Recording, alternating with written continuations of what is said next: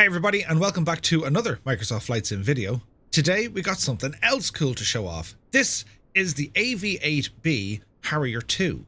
Currently in development by DC Designs, this will be released through Just Flight in the coming days and weeks. Now what's awesome about this thing, well, it's another VTOL capable aircraft. Very different of course than the Osprey. Now looking at it, you can see that we've all sorts of weapons and stuff going on here. Just a point to note, if you purchase this aircraft through the InSim marketplace, well, the model won't include these extra bits and bobs for the stores. If you want to have modelled weapons that look the job and fuel tanks and everything else, well, you need to pick this up through Just Flight. Straight off the bat, this aircraft is not intended to be study level sim. The developer has said it's a nice accessible way for you to experience some of the characteristics of the Harrier jump jet within the world of Microsoft Flight Sim. So, bearing that in mind, there's still quite a bit of systems depth to this aircraft. The flight characteristics, the flight model, it's all custom built by DC Designs. They've done a really good job here. The sounds are absolutely incredible. We'll have a listen to them now in a moment. And from the 3D modelling work, the texture work, and the liveries, well, they all seem on point. This livery today we're using, it's based on an Italian naval livery. It looks incredible. So, the AV-8B Harrier, it's become one of the most famous aircraft in the world, developed from the original British Hawker Siddeley Harrier jump jet, and it's brought up to date due to the demands and requirements of the modern aerial battlefield. Equipped with the upgraded version of the legendary Rolls-Royce Pegasus vectored thrust engine, the Harrier is an icon to Anglo-American engineering ingenuity and remains one of the most versatile combat aircraft in the world. Our plan today, it is simple. We're going to take an introductory look of the aircraft, listen to its sounds, a quick glance at the systems, and then we're going to try and take off, go for a lap around the airfield, and bring it back in as well. So, welcome to the cockpit of the Harrier. Now, a couple of things we need to do before we get going. We're going to go into the weight and balance. And if we want to use this aircraft in a VTOL capacity, vertical takeoff and landing, we need to make sure that the total weight is less than 20,000 pounds. So to achieve this, I've removed all the stores from the exterior of the aircraft, all the weapons are gone, and I've also adjusted my fuel. Another thing I've done, I've removed the pilot. The reason being is just like this weird kind of a thing. This happens on some of the DC design aircraft. If you're using default views, you can see it's just not an issue. But because I use custom views, well, I don't want my view blocked. So I'm just going to remove that. There is a switch down here that should be able to do it. In this current build of the aircraft that I'm testing, it doesn't seem to be implemented just yet. So again, this is pre-release. It's not the final product. So any issues that we do see, well, I'll be sure to get back to the developer. So cockpit familiarization. What does everything do? Well, on the right hand side, we can see that we have our engine controls, battery, generator, APU, and also our engine start. We have some communication controls here. We have our interior lighting, and we also have some switches down here that say covers and chocks. So as we can see, well, we have our covers and, remove before flight. We can go ahead and remove them. Simple flick of a switch. Nice. Moving down to our left-hand side, where we have all our controls here to do with the HDO setting. We can see that we have our flaps, we have our anti-skid, landing gear. We also have autopilot controls. We have our main throttle. You can also see where the nozzles can be adjusted. And these nozzles, they're actually bound by default to your propeller axes. So if you have, if you're using a joystick and you have something bound to your propeller axes, your prop control, that's where they go there. Very handy indeed. Continuing on, we can see now that we have our fuel systems. We can see our pumps. There's also a fuel dump system. We have exterior lighting or external lighting. That's all located here. And moving further back, we have our oxygen supply, and we also have the fuel shutoff valve. And there's also a deck switch here as well. So with this aircraft, it does have a interactive checklist, so we can go through this. So you can see that the canopy is open. You click on the little eye on the right hand side. It'll give you an arrow pointing and highlighting where that control actually is. Very, very handy indeed. Right, I shall throw caution to the wind and see can we get the aircraft started. So to start us, we're going to go with the battery on. Now, all the sounds are all custom, they're all WYs. They're very, very impressive. So battery on, generator on, and we'll also go for the APU generator that comes on. Internal lights, we'll just get some instrument lights, console lights turned on here. Moving over to our left hand side, well, we can see that we have the flaps are in the like auto flaps, so you have cruise, or you also have stall, short takeoff and landing. We'll drop them into the stall position. We also then need to go to our deck switch, bring that to up, and bring this fuel shutoff valve back to the up position as well.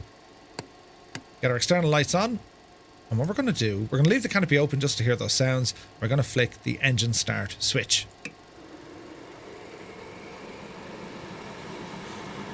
So we can see the RPM starting to rise.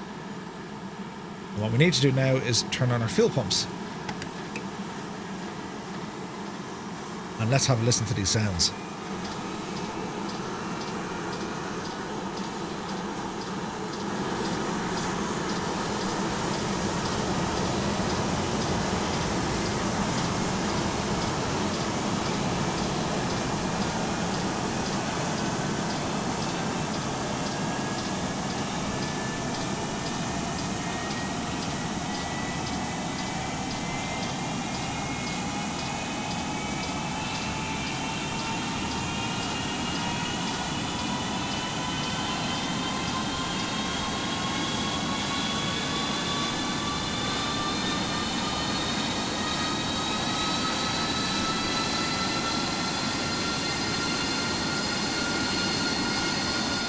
So jumping back inside,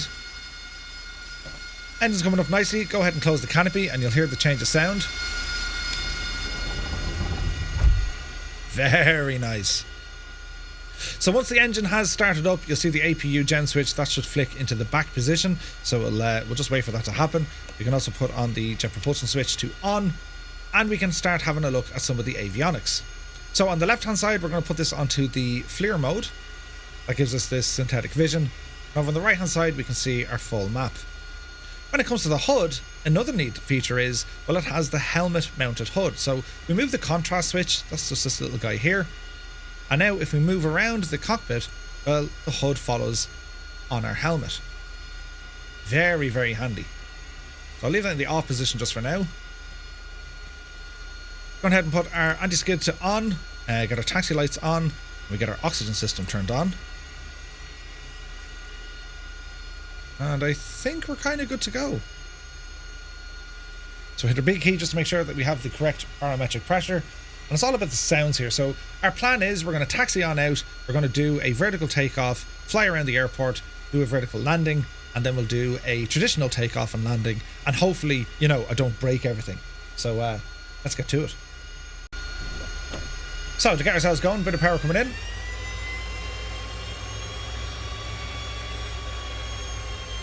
Oh, the sounds are so good. So the Harrier AV-8B, it's a subsonic attack aircraft of metal and composite construction. It retains the basic layout of the original Hawker Siddeley Harrier. It features horizontal stabilizers and shoulder-mounted wings in a downward slope. The aircraft is powered by a single Rolls-Royce Pegasus turbofan. There's 2 intakes at the front and 2 at the back. There's 6 hardpoints on this aircraft, allowing it to carry ordnance of up to 9,200 pounds. The weapons can include air-to-air, air-to-surface, anti-shipping missiles, as well as unguided and guided bombs. It's also capable of aerial refueling.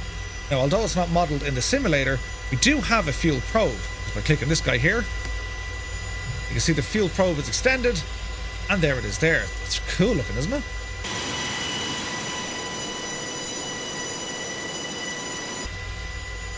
I don't know how they do it. In real life, I don't know how they do it. Now, again, you know, if you were looking for a higher level of systems modelling, especially when it comes to the weapons and combat features, well, definitely DCS is the only show in town. I know there's a Harrier over there. It is absolutely a sight to behold. But I very much appreciate what DC Designs have done here in Microsoft Flight Simulator. It gives us the chance to experience what it's like to fly a Harrier in this incredible world that Microsoft and Asobo have built for us. I think it's incredible. So typically taxi speeds, you wouldn't go any faster than 10 knots on the ground. So we'll just kind of ramble our way up here. Our HDO setting is in takeoff. We're going to go for a vertical takeoff. That's the first one. Landing this thing, it takes a bit of practice. It's so different to a helicopter and even the Osprey. There's no, like, there's nothing possible of pitching the nose down. That's not going to help you with your forward momentum. It's all depending on the angle of the nozzles, what way they're facing. That's going to dictate the direction in which you'll move. And if you notice with the nozzles, they actually go beyond kind of like a 90-degree angle facing down. They go slightly beyond that, which kind of works out as an air brake to some regard. There's no air brake that I can see modelled on the aircraft, or at least if there is, I haven't found it yet. So as we approach the runway here, make sure all our lights are on. Quick look left and right. I hope this goes well. It is cool looking, isn't it? Now again, we're missing the pilot there. That could be something on my system, or it could be a bug. But either way, we'll let the developer know about it. So we got some sounds up here.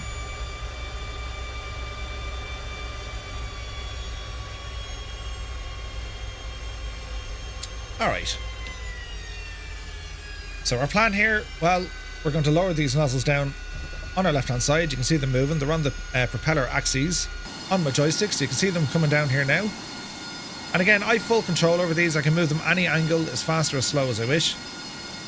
So we're going to set to roughly here, and we'll try and do this from inside the cockpit. So something like that looks good. Start bringing the power in.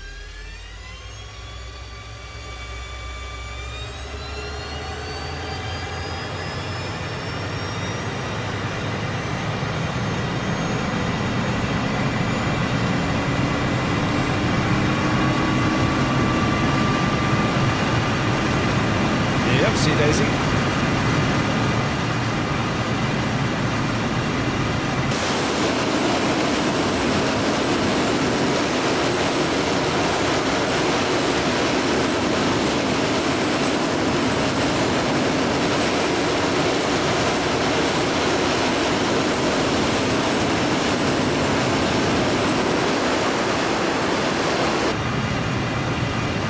So with the nozzles now starting to go more in line, keep an eye on our vertical speed and also our indicated airspeed.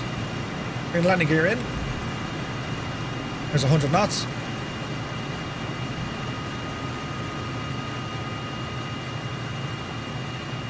And so far so good. Alright. It's 200 knots. Start a turn here to our right. Now in terms of how agile and the maneuverability of the aircraft, it is heavy, it feels lumbersome, it feels like it's big, right? But it's still agile. I mean, if we wanted to do, for example, an aileron roll, let's point the nose up here a little bit. It's very smooth, it's very predictable. It's quite nice. So bring our power back down, we're at 350 knots. Before you know it, this thing will be up at 400 knots. Now hopefully this goes right. You'll see how many kind of, if you notice the screen, like, hey, that's a different scene, or how many edits did Murph have to do, that'll tell you how good or bad my landing attempt was. So an exterior shot. There be the airport. One little thing to note here as well, and you'd be amazed how many developers forget this, but do you see the way you have a heat blur at the back of the aircraft, and it's based on the angle of those nozzles? It moves depending on where the nozzles are pointing. You'd be amazed how many developers forget that little trick. Now, so as we're going to come in here, we're going to make sure that HCO is set to landing. Now, we need to keep an eye on our vertical situation here. How fast are we descending? So we can see our airspeed is starting to come down a little bit. And it's all dependent on where the nozzles are.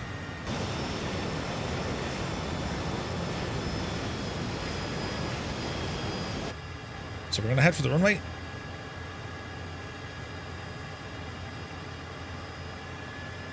Speed 155 knots. Rate of descent is fairly lively.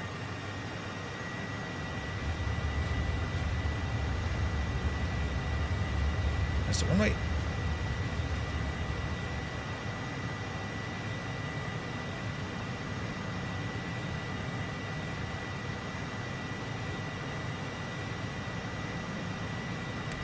Go ahead, lower the landing gear. So it's a balancing act. You got to make sure that your vertical speed and your indicated airspeed, well, there's nothing running away from you. So we're descending here just over 1,000 feet per minute. Airspeed is now dropped to about 70 knots. And again, it's a balancing act. So we're going to lower the nozzles, point them down towards the ground here a little bit. That'll offset our indicated airspeed or our forward momentum. Back a small bit. We don't want to go short of the runway.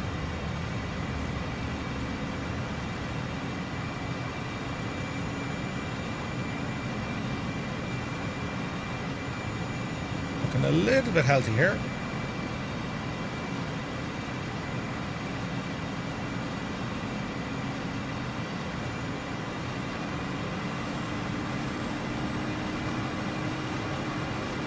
So hopefully this all goes well. We're moving backwards now. Remember the angle of those nozzles. Move ourselves forward. You thought it was hard work in the Osprey.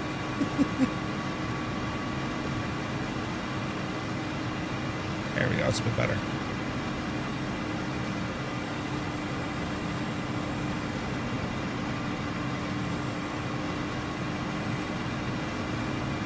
So our forward momentum is fairly okay. We'll just watch our descent as we come down here.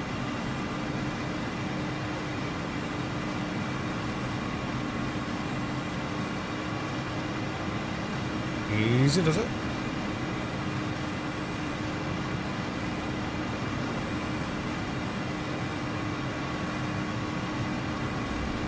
And touchdown. I need to sit down. Oh wait, I am. I'm still sitting. Right, successful vertical takeoff and landing, if we can call it that. Now we're going to go for the conventional takeoff and landing. Now we can put this in a short takeoff and landing. That's, you know, you bring the nozzles down some which way. But let's see how the aircraft handles as a standard kind of takeoff. So water systems, turn them off. Our flaps, put them to auto, I suppose, and let's kind of see what happens here. Let's just have fun with it. So fingers crossed this works. Power coming in.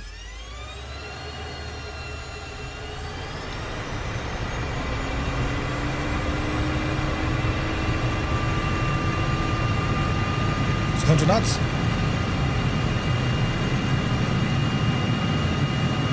Yepsy daisy. You're up.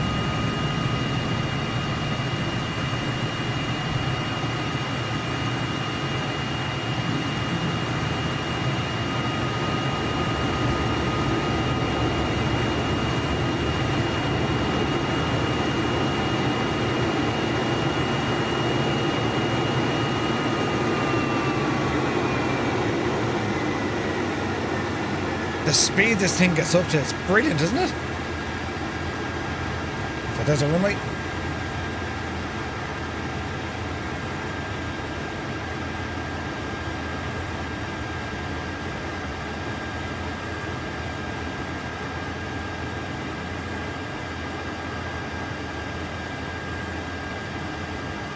Okay, bringing the speed down. Landing gear coming down.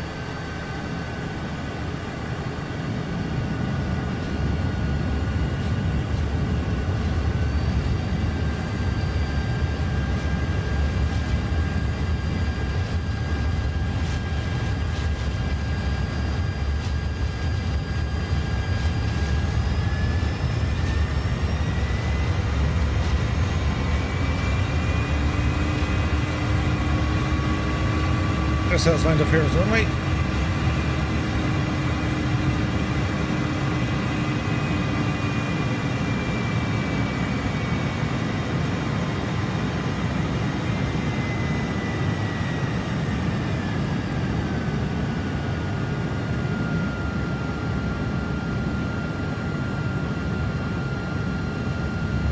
Easy does it.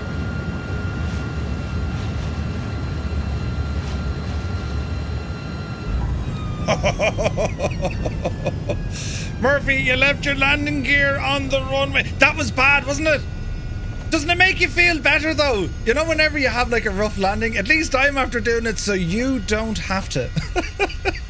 Oh no. We're leaving that in. Yes, that's right. Even I'm an Aegis and I can't do nice gentle landings. God almighty, I should have been better at them. But anyway, there we have it, folks. An introductory look at the upcoming AV-8B Harrier II, currently in development by DC Designs, being published by Just Flight.